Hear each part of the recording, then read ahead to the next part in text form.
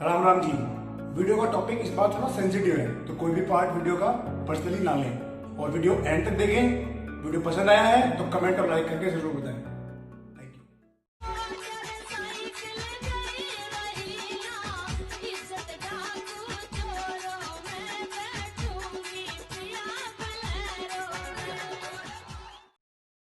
यही बच्चा कब लिया? ब्याह की फॉर्च्यूनर कौन गई? भाई पिछले हफ्ते खरीदी दी है, फॉर्च्यूनर शोरूम वापस कर दी, पैसे ले लिए उसके। पैसा? अरे क्यों मजाक कर दो। अरे हम ठहरे कलर का आदमी, फॉर्च्यूनर कहाँ खर्च झिल रहे हैं हम पे। वो सरकारी नौकरी का ठप्पा है तो मिल भी गई। मेरा मानना तो ये है कि जो बजट में हो वो चलाओ। अरे भाई तुम गांव समाज की तो देख लेते कुछ, क्या कहेंगे लोग? इज्जत बेइज्जती को कुछ तो ख्याल कर लेते। भाई गांव समाज से कुछ कहना था ना तो तब कहता, जब 40 लाख की गाड़ी दहेज में मिली थी। लेकिन भाई गलत तो शादी ब्याह में लेन देन है, वहां सब मौन रहते हैं। मैंने पापा को बहुत मना किया था कि बिना दहेज शादी करेंगे, लेकिन अगर ऐसा हो जाता तो उनकी नंबरदारी खतरे में पड़ जाती। मतलब हर कोई नौकरी वाइज अपने अपने बच्चों को रेट तय कर लेता है। गलत भी सबको लगता है और छोड़ता भी कोई नहीं। राजू भाई, दहेज तो समाज की बुराई है। दूसरे ने मिले तो बुरी, खुदा मिले तो मौज कर दी। भाई मौज कर दी, बहुत दिया। अरे बताओ पैसा ने क्या करा? भाई 35 लाख रुपए मिले शोरूम से, 5 लाख की तो ये ले ली, 30 लाख का ले लिया प्लॉट। अब साल 2 साल में प्लॉट की कीमत इतनी हो जाएगी कि फॉर्चुनर भी आ जाएगी और 5-10 लाख रुपए कमा के दे देगा। फॉर्चुनर की क्या है, दिन रोज कीमत ही घटती। राजू भाई तुम तो साथ से निकले यार। अमित भाई 2 तनख्वाह लगती उसका इंश्योरेंस कराने में, और जब खर्च उड़ाने लायक हो जाएंगे ना तो ले लेंगे बड़ी गाड़ी भी। जब 2 समझदार परिवार के बीच में शादी होती है ना तो वो दिखावा नहीं करते गाड़ी घोड़े का, वो दहेज के नाम पे इन्वेस्टमेंट करके देते हैं बच्चों को जो भविष्य में काम आ सके।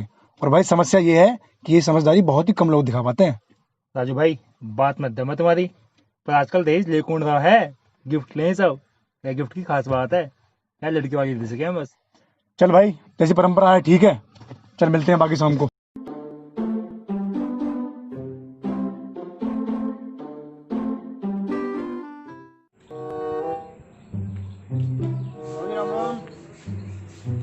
ये ताऊ जी कैसे परेशान है आजकल। मिलता हूँ इनसे एक बार। आजा भाई चेतन बैठ। ताऊ जी क्या बात है, चेहरा भी उतरा हुआ रहता है, शरीर भी काफी ढल गया है, स्वास्थ्य तो ठीक ठाक है ना? बीमार तो ना हूँ भैया, और ज्यादा दिन से मुआवजा मिला है, घर का 900। ऐसा क्या हो गया ताऊ जी? बेटा सोची तो नहीं, अब पैसा मिलेगा, बाल करने अच्छे ढंग से पढ़ाऊंगा लिखाऊंगा। पैसा कब खत्म होगा पता ही ना चलिए, आज कंगाल बैठा हूँ। ताऊ जी कहाँ लगा दिया सारा पैसा? भैया 50 लाख तो बाल करने घर में लगवा दी। पापा बाथ टब लगवाएंगे, ट्रैक्टर करवा दो, ट्रैक्टर? अच्छा ताऊ जी टेक्सचर। 20-20 हजार के झूमर टंगवा दिए। पिछले 2 साल में हर 6 महीने में गाड़ी और फोन बदले बाल करने, खूब शिमला और मसूरी घूमे। तो ताऊ जी रोका नहीं है अपने बच्चों को?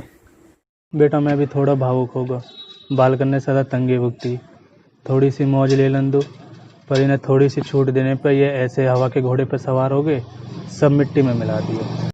औलाद दारू पीने लगी, पैसा ख़त्म होगा, शौक हो गए बड़े। छोटे लौंडा ने मोटरसाइकिल उठानी शुरू कर दी, कल थाने में 50,000 रुपया दे के आया हूँ। पहले पैसा ना इज्जत तो ही, अब वो भी ख़त्म होगी। ताऊ जी आओ खेतों की तरफ चलते हैं, आपका चलो मन भाई। भी हल्का हो जाएगा, दो बातें भी हो जाएंगी। चलो बेटा।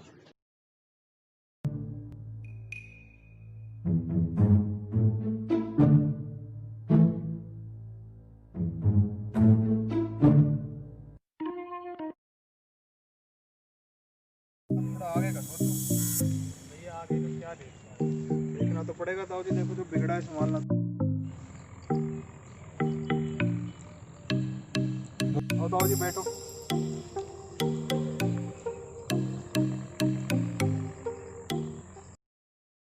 ताऊ जी आपकी अकेले की समस्या नहीं है, जहाँ जहाँ भी जमीनें गई हैं मुआवजे मिले हैं, वहाँ वहाँ आधे से ज़्यादा परिवार इस समस्या से जूझ रहे हैं या जूझ चुके हैं। भैया जो घाई में चलो वो बेकार ही हुआ।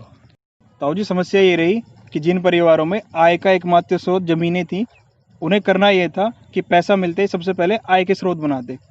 अब लोगों ने दिमाग ना लगाकर भावनाओं से काम लिया।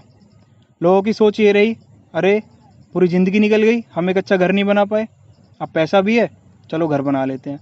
अब घर बनना तो ज़रूरत के हिसाब से था, बन गया दिखावे के हिसाब से। हाँ बेटा, महल के महल बना के रे जनता ने।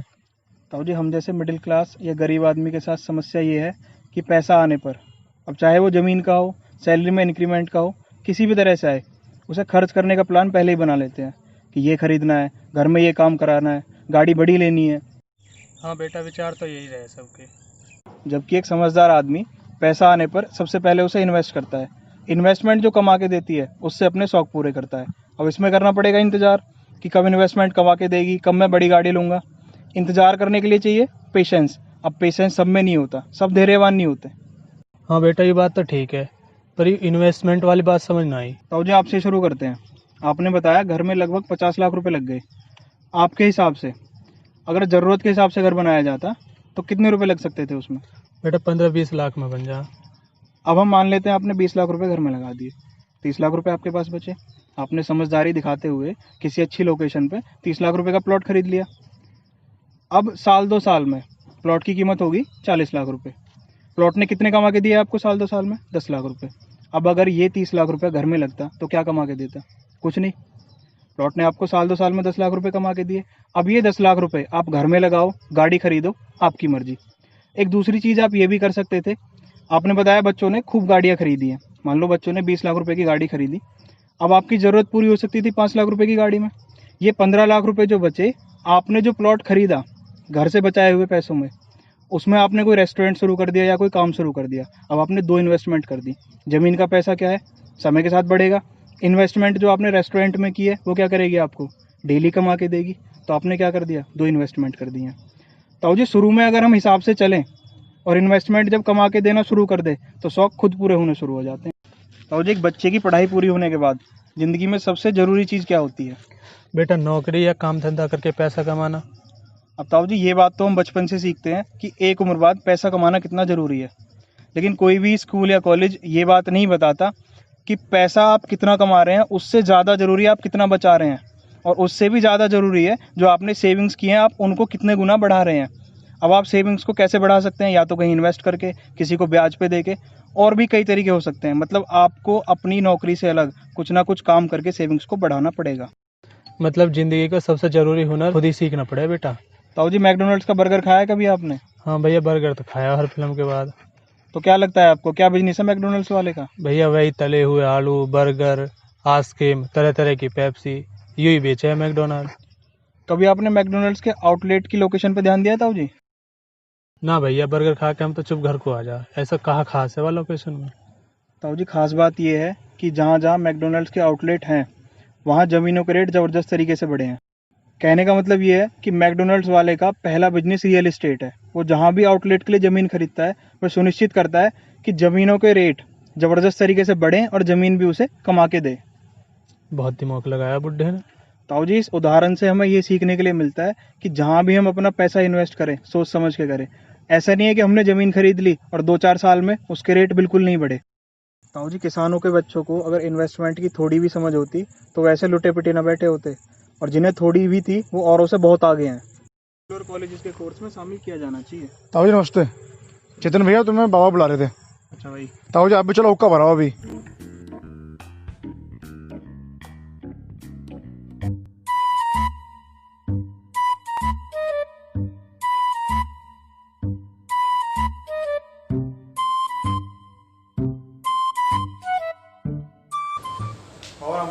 राम राम भैया। काका राम राम। राम राम। अब ठीक हो बाबा? मैं बढ़िया, तुम ठीक हो? बाबा आपने बुलाया, कुछ काम था क्या? हाँ बेटा, ज्वाल ले ही अच्छा बाबा। हुई नवानी, थोड़ा बहुत हिसाब किताब जाना है तू, या हमारे बुलाया मैंने तू। तो बाबा सुबह नाप दूँ? जब तो टाइम हो जब नाप दीजो। ठीक है बाबा, सुबह नाप देता हूँ। ठीक है। अरे राजू, जा रविंद्र पैसे 5 लाख रुपए ले ही हो, मेरी बात होगी 3% पे। जा रहा हूँ बाबा। चाय बोलता जियो। ठीक है बाबा। बाबा ब्याज पैसा क्यों मंगवा रहे हो? बेटा दोनों बालक भी टैक कर रहे, अच्छा। इनकी फीस जानी, मेरा पैसा फंसा पड़ा, 5-7 महीने लग गए आने में। बाबा एक बात पूछूं? पूछो। घर में सोना कितना पड़ा होगा? 10-12 लाख का। तो ताऊ जी आप गोल्ड लोन क्यों नहीं ले लेते? बैंक 1% से भी कम ब्याज लेता है गोल्ड पे। भैया इतने बुरे दिन आया भी हमारे कि सोना गिरवी रखूँ ना, हमारी लोन कौन समझ आती। एक जोड़ी हमारी औलाद यानी नाक कटवा दी गाड़ी उल्टी करके, और ना कटवानी। बाबा दिन इतने बुरे ना हैं, लेकिन बुरे तो जरूर हैं।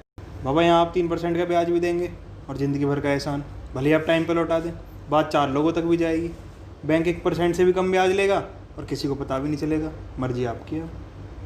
चेतन भाई, लोगों में ना जागरूकता की बहुत कमी है। उन्हें वास्तव में पता ही नहीं है कि सोना उनके कमज़ोर समय में किस तरीके से काम आ सकता है। उनके हिसाब से तो एक ही बात है, बस शादी ब्याह होगा पहन लेंगे। तो जी आप बैंक जाइए, बैंक वाले आपको सारी चीज़ें तसल्ली से बताएंगे। एक बार स्कीम जानिए। राजू रहने दे, मत जा रविंदर के दौर है, कल को बैंक चलेंगे दोनों। ठीक है बाबा।